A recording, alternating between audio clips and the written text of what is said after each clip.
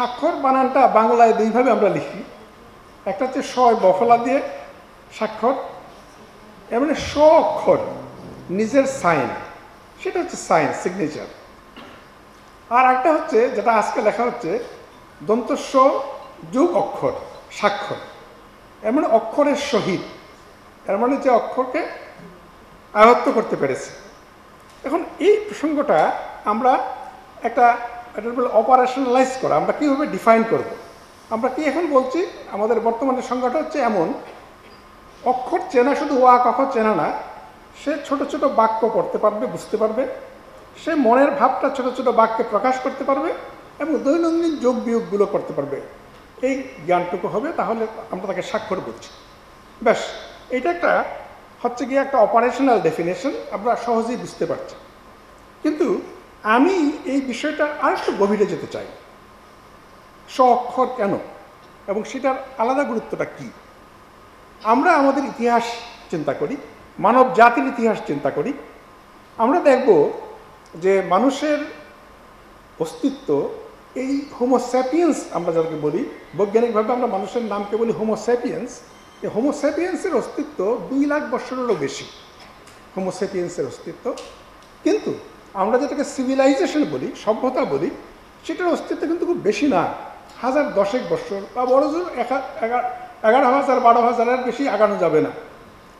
এই সভ্যতার লক্ষণগুলো কি? এর মধ্যে একটা সবচেয়ে গুরুত্বপূর্ণ লক্ষণ হচ্ছে লিপির আবিষ্কার, লিপি।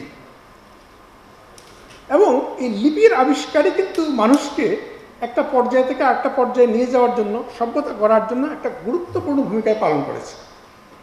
কারণ দেখেন, মানুষের ভাষা, মানুষের ডেভেলপমেন্টের সঙ্গে সঙ্গেই ভাষার ডেভেলপমেন্ট হয়েছে।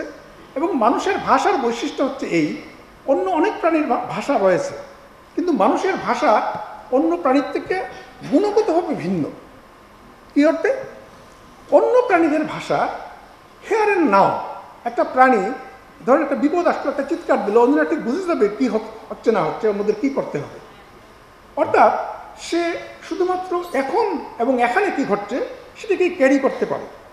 কিন্তু আমরা আমাদের ভাষার মাধ্যমে আমাদের অতীত অভিজ্ঞতাগুলো বলতে পারি এবং আমাদের কল্পনাগুলো কি ভবিষ্যতের তাও বলতে পারি। তাহলে ভাষা আমাদেরকে অন্য প্রাণীদের মতো শুধু হেয়ার এন্ড নাও, এই মুহূর্তে বাঁচতে শেখায় না, আমাদের অতীতে বাঁচতে শেখায়, আমাদের ভবিষ্যতে বাঁচতে শেখায়। এবং এই ভাষা মানুষকে অন্য প্রাণীর থেকে পৃথক করে দিয়েছে। এবং এইটার জন্য কিন্তু আমাদের নার্ভাস সিস্টেমেও আলাদা সিস্টেম ডেভেলপ হয়েছে, যেটা অন্য প্রাণীদের এমন আলাদা নেই। এবং আমরা জানি যে আমাদের স্ট্রোক হয় অনেক সময়, এবং পার্টিকুলার ওই অঞ্চলগুলো যদি এফেক্টেড হয়, একটা মানুষ পুরোপুরি আলাদাভাবে সুস্থ, কোনো সমস্যাই নেই, কিন্তু শুধু ওই জায়গাটা এফেক্টেড হলো, সে কিন্তু কথা বুঝতে পারে না বা কথা বলতে পারে না, এমন হয় ঘটনা, এবং সে প্র্যাকটিক্যালি কোনো কাজই করতে পারে না।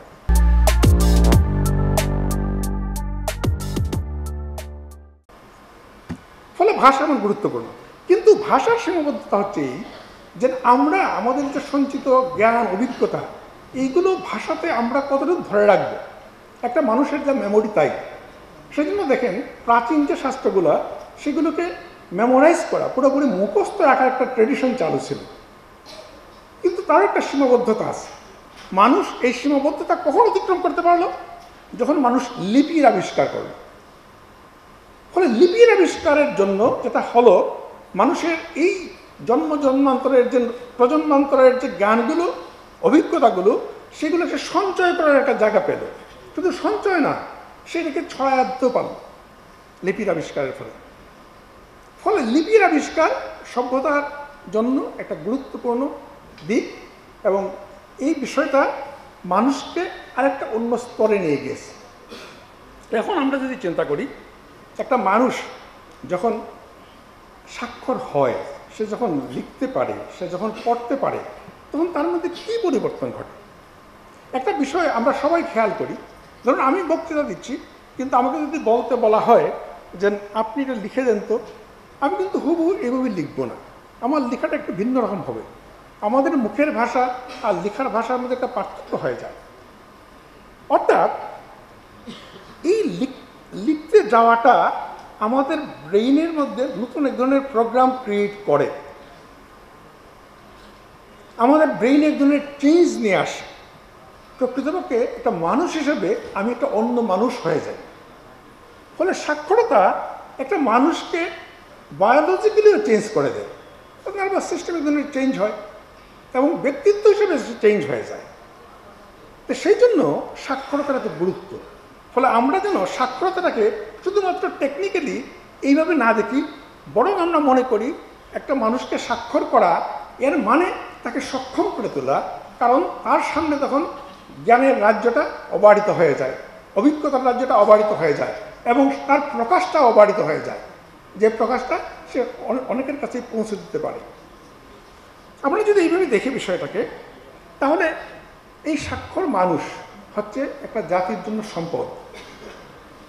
কারণ আমাদের দেশ সবচেয়ে ঘনবসতিপূর্ণ দেশ দুনিয়ার মধ্যে, এবং এইটা অনেক সময় দেখা হয় যে আমাদের একটা সমস্যা হিসাবে যে মানুষের সংখ্যা অনেক বেশি।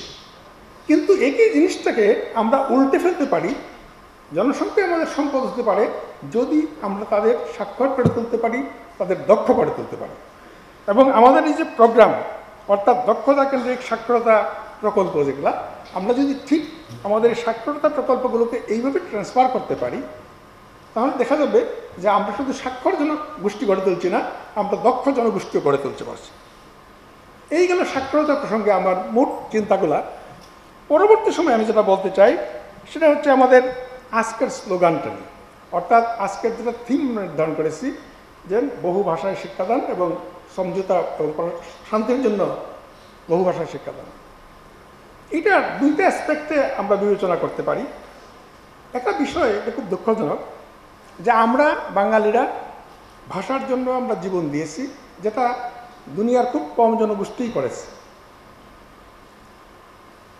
কিন্তু আমরাই ভুলে যাই যে আমাদের ভূখণ্ডে আরও অনেক নৃগোষ্ঠী রয়েছেন যারা বাংলাভাষী নন, এবং তারাও ঠিক সেইভাবে তাদের মাতৃভাষাটাকে অহন করেন। তা আমরা এটা ভুলে যাই, ফলে তাদের বিষয়ে আমরা কিন্তু খেয়ালটা কম দিই, কারণ তাদের তো মাতৃভাষায় পড়ার সুযোগ তৈরি করা দেওয়া উচিত। আমরা এখন করছি, তা শুরু করেছি, এখনও এই বিষয়টাতে খুবই ভালো পর্যায়ে আছে আমি তা বলবো না, আমার যতটুকু অবজারভেশন। এখন এই যে মাতৃভাষার প্রসঙ্গটা, আমরা কেন মাতৃভাষা বলি?